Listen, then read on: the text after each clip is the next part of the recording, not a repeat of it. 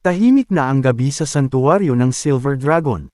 Dahan-daang humaplos ang hangin sa balkonahe, dumaan sa mga inukit na rehas, at dala nito ang mahinang amoy ng mga bulaklak mula sa hardin sa ibaba. Samantala si Leon ay suot niya ang light blue na pijama na may disenyo ng kuneho. Palihim niyang hinahalughog ang isang malaking brown na teddy bear na halos kasing tangkad ng isang tao. Ang teddy bear na iyon ay matagal ng regalo ni Leon kay Rosvisa. Iniingatan ni Rosvisa iyon higit pa sa kahit ano.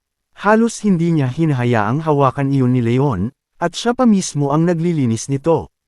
Noon pa man, naghihinala na si Leon na may tinatago sa loob nito si Rosvisa. Malakas niyang hinayla ang zipper sa likod ng teddy bear. Ipinasok niya ang kamay niya sa loob, at agad niyang naramdaman ang isang manipis na papel. Biglang lumiwanag ang mukha niya. Ha! Alam ko na! Hinugot niya ang papel at dahan-daang binuksan. Pero nanigas siya sa kinatatayuan nang makita kung ano iyon. Isang litrato. Larawan nila ni Rosvisa. Ang tanging litrato nilang dalawa. Kuha iyon ng may-ari ng photo studio noon, isang candid shot na hindi nila inaasahan. Sa larawan, nakatingin siya kay Rosvisa sa gilid, may bahagyang ngiti sa mata na hindi niya man lang napansin noon. Si Rosvisa naman ay nakatayo sa tabi niya, habang hinihipan ng hangin ang kanyang pilak na buhok. Akala ni Leon matagal na iyong itinapon ni Rosvisa. Ano to? Habang nakatitig siya sa litrato, may narinig siyang mga yapak sa likuran.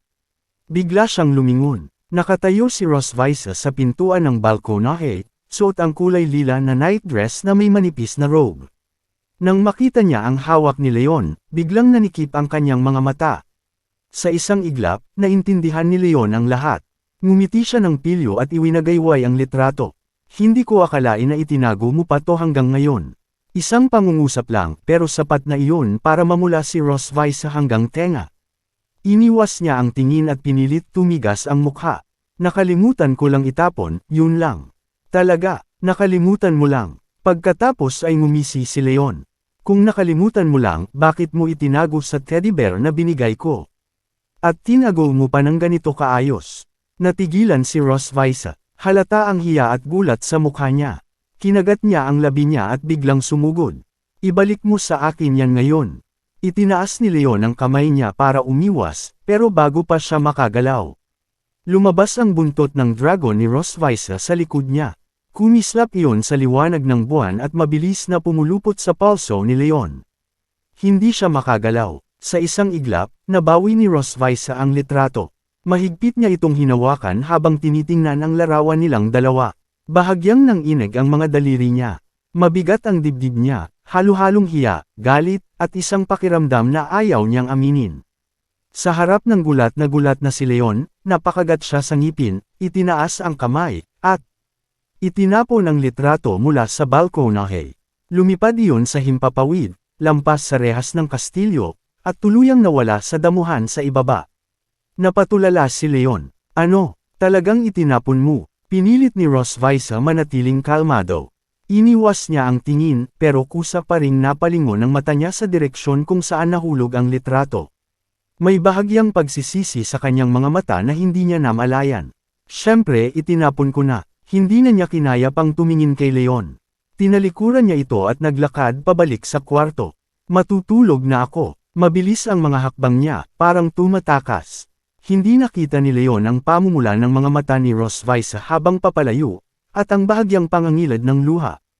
Ang litrato na matagal niyang iningatan, siya mismo ang nagtapon. At sa sandaling nawala iyon sa kamay niya, parang may kumurot sa puso niya. Nanatiling nakatayo si Leon, pinapanood ang pagkawala niya sa hallway. Pagkatapos, napatingin siya sa damuhan kung saan nahulog ang litrato. Sandali lang, parang may naalala siya. Noong hawak niya ang litrato kanina, may nakita siyang nakasulat sa likod.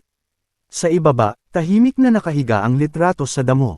Sa ilalim ng liwanag ng buwan, bahagyang mababasa ang nakasulat. Naway ang ningning ng reyna ng pilak na dragon ay manatiling sumikat sa mga mata ng taong kanyang minamahal.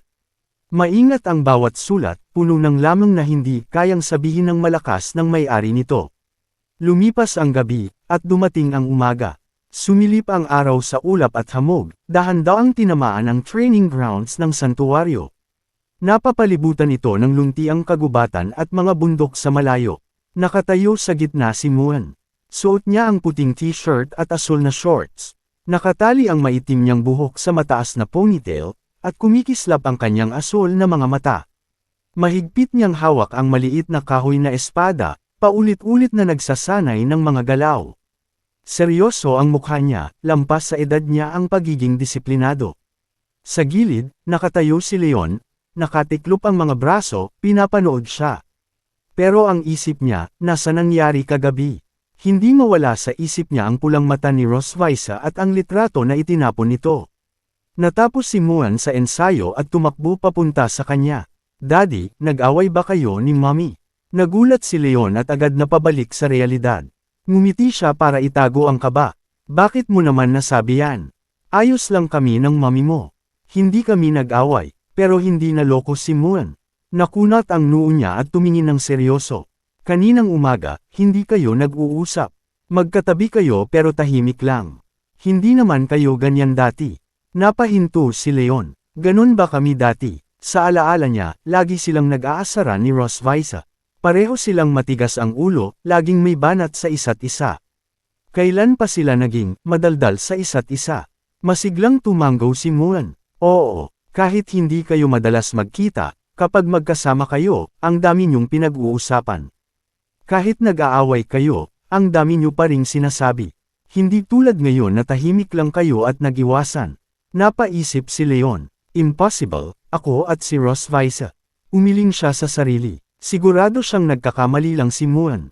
Napaisip si Leon. Dahan-dahan niyang binalikan ang mga nangyari, at doon niya napagtanto na bago pa niya namalayan, nagbago na pala ang paraan ng pakikitungo nila ni Rosvisa sa isa't isa. Hindi niya namamalayan, napapansin na niya ang bawat galaw nito. Nag-aalala siya sa mood nito.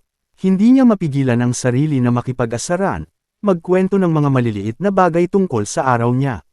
Ang mga dating tila puro bangayan lang, naging sarili nilang paraan ng pagiging malapit sa isa't isa.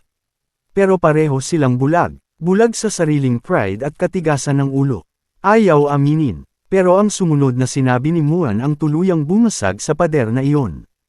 Itinaas ni Muan ang maliit niyang kahoy na espada. Seryoso ang mukha niya habang nagsasalita. Daddy, sa tingin ko po kayo ni Mommy ay parang yung hedgehog couple sa Little Dragon's Enlightenment Tales. Napakunot ang noo ni Leon. Hedgehog couple. Maingat na nagpaliwanag si Muan, simple pero tumagos ang mga salita. May matutulis silang tinak sa labas, pero malambot yung puso nila sa loob.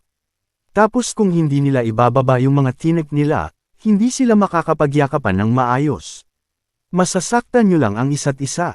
Kaya para makapagyakapan si Daddy at Mommy, kailangan pareho kayong magbaba ng tinak ninyo. Isang simpleng paliwanag, pero sapat iyon para matauhan ng dalawang matitigas ang ulo. Nanahimik si Leon, parang tinamaan siya ng kidlat. Hindi siya makagalaw. Siya at si Rosvisa, sila ang dalawang hedgehog. Pareho silang nagmamalasakit, parehong may malambot na puso. Pero pilit nilang itinatago iyon sa likod ng mga matatalim na salita at pride. Ayaw magpauna, ayaw magpakumbaba, at dahil doon, paulit-ulit silang nagkakasakitan. Unti-unti siyang natauhan, ngumiti siya ng marahan, hinaplos ang ulo ni Muan. Muan, lumuhad siya at tumingin sa mga mata ng anak niya. Pangako ni Daddy, bukas, magiging maayos na ulit kami ni Mommy. Masiglang tumanggaw si Muan, kumikislap ang mga mata.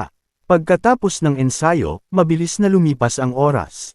Gabi na ulit, tahimik ang kastilyo, tanging ilaw mula sa mga lampara ang nagbibigay liwanag sa mahabang hallway. Tahimik na nagsuot si Rosvisa ng itim na balabal at tinakpan ang ulo niya. Palihim siyang lumabas ng kastilyo. Paminsan-minsan, lumilingon siya sa likod. Takot na baka makita siya ni Leon. Pagkatapos ng mga sinabi niya kagabi, kung mahuhuli siya ngayon na hinahanap ang litrato, hindi niya kakayanin ang kahihiyan. Dumiretso siya sa damuhan kung saan niya itinapon ang litrato. Dito lang yun dapat. Isa-isa niyang hinahalughog ang damo. Nabasa na ang lelayan ng damit niya dahil sa hamog. Nagasgasan pa ang daliri niya, pero hindi niya pinansin. Kahit anong hanap niya, wala. Wala talaga. Unti-unting kumubog ang dibdib niya sa kaba. Bakit hindi ko mahanap? Napaupo siya sa damuhan at hinawakan ang ulo niya. Namumula ang mga mata niya. Bakit ba kasi ang tigas ng ulo ko? Kung hindi lang siya nagpaka-pride, hindi niya kailangang maghanap ngayon. Naalala niya ang sinabi ng may-ari ng photo studio. Iisang kopya lang ang litrato. Walang duplicate. Kapag nawala, wala na talaga. Yun lang ang litrato nilang dalawa. Matagal niya iyong itinago, iningatan. Tapos siya rin ang nagtapon. Dahil lang sa pride. Habang halos maiyak na siya, may narinig siyang boses sa likod. Hinahanap mo ba to? Bigla siyang napatingin. At nang makita niya ang hawak ng lalaki, nanlaki ang mata niya. Ikaw, nakasandal si Leon sa puno, suot ang dark blue na jacket. Hawak niya ang litrato. Malinis iyon, walang kahit anong gusot. Tinitigan niya ang mapupulang mata ni Ross Visa, at parang natunaw ang puso niya. Napulot ko kanina habang kasama ko si Muan. Lumapit siya at lumuhod sa harap nito. Iniabot ang litrato, pero kahit ganoon, hindi pa rin niya kayang maging direkta. By chance lang, ha? Hindi ako pumunta dito para hanapin to, hindi tulad ng iba. Mahigpit na hinawakan ni Ross Visa ang litrato. Parang nabawi niya ang isang bagay na matagal niyang nawala. Nang inag ang kamay niya, huminga siya ng malalim. Nawala ang bigat sa dibdib niya. Pero, hindi pa rin siya bumitaw sa pride. Hindi rin ako napunta dito para hanapin to. Naglalakad lang ako. Napatawa si Leon. Halatang halata ang pagsisinungaling. Hinawakan niya ang kamay ni Ross Visa at tinulungan siyang tumayo. Malamig ang kamay nito. Basang-basa ang damit. Napakunot ang noo ni Leon. Oo na, alam ko. Malambot ang boses niya. Tumingin siya dito, puno ng init ang mga mata. Ingatan mo na to ha. Huwag mo na ulit itapon. Namula si Ross Visa. Iniwas niya ang tingin habang yakap ang litrato. Hindi mo na kailangan sabihin yun. Magkatabi silang naglakad pabalik sa kastilyo. Tahimik ang gabi. Mahinang humahaplos ang hangin. Sa tabi niya, napangiti si Leon. Alam mo ba sinabi ni Muen? Sabi niya parang hedgehog ka raw. Agad siyang sinipan ni Ross Visa ng mahina. Hindi lang ako, pareho tayo. Napatawa si Leon. Ang talino mo talaga, honey.